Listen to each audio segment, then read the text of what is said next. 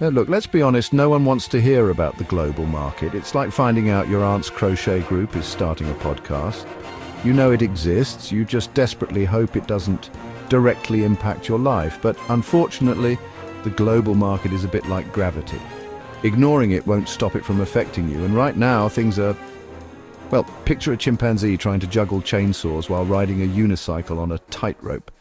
It's messy, it's concerning. And frankly, someone should probably intervene before someone gets hurt.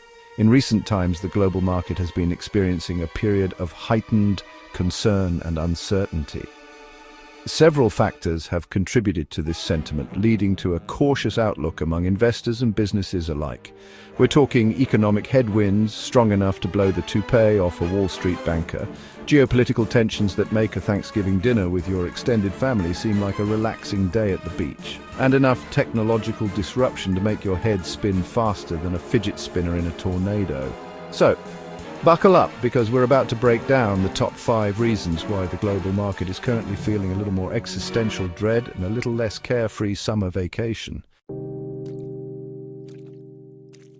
Remember that feeling after a big party? The sugar rush is worn off, the decorations are down, and you're left with a vague sense of regret and a pounding headache? Well, that's kind of where we are with the global economy right now.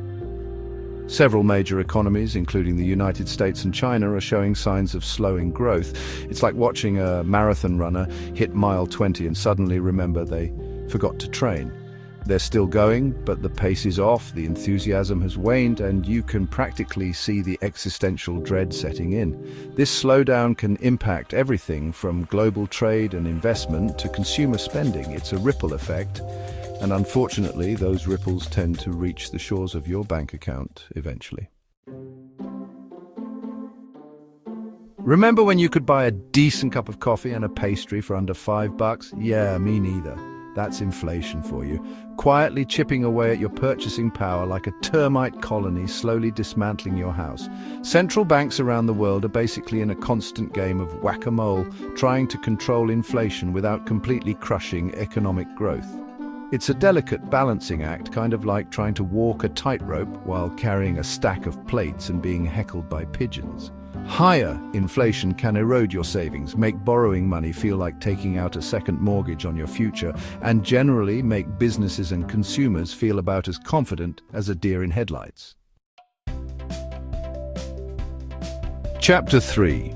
Geopolitical tensions. It's not just your family Thanksgiving that's tense. Look, the world has always been a bit of a chaotic mess, kind of like a toddler's birthday party after the cake is gone. But lately, the geopolitical tensions have been ramped up to 11, and it's making everyone a bit jittery. We're talking trade disputes that make Brexit look like a minor disagreement over the tea order, regional conflicts that are more complicated than a soap opera plotline, and enough geopolitical uncertainty to make even the most seasoned diplomat reach for the antacids. All of this can disrupt supply chains, make the stock market look like a roller coaster designed by a sadist, and generally dampen investor confidence faster than you can say sanctions. Chapter 4. Climate change and environmental risks. Mother Nature is sending us a bill, and it's not cheap. Remember when people used to debate whether climate change was real? Yeah, those were the good old days. Now it's less of a debate and more of a collective oh crap as we watch the planet warm faster than a microwave burrito. The increasing frequency and intensity of natural disasters are like a constant reminder that Mother Nature is not messing around. Hurricanes, floods, wildfires. They're not just headlines anymore, they're becoming increasingly common occurrences, and all of this comes with a hefty price tag. We're talking disrupted supply chains, damaged infrastructure, and enough financial losses to make even the most hardened insurance executive break into a cold sweat. Chapter 5. Technological disruptions. The robots are coming, and they're bringing their resumes. Technology, right? It's a wild ride. One minute you're marveling at the latest smartphone, the next you're worried it's going to become self-aware and add you to its list of things to overthrow. But seriously, rapid technological advancements are like that friend who always has a new side hustle, exciting, a little overwhelming, and potentially about to disrupt your entire industry. The rise of artificial intelligence, automation, and other fancy-sounding technologies are amazing. until they're not. We're talking potential job displacement, economic disruption, and a whole lot of uncertainty about what the future holds for those who haven't brushed up on their coding skills. Outro, so what now? Buckle up, it's going to be a bumpy ride.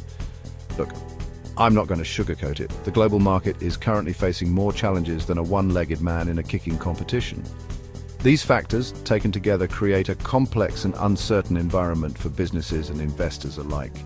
But hey, here's the good news. Humanity has a knack for overcoming challenges.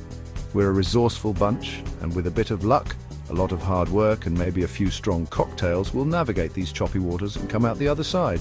So, stay informed, stay adaptable, and maybe keep a spare pair of pants handy because, well, you know, roller coasters.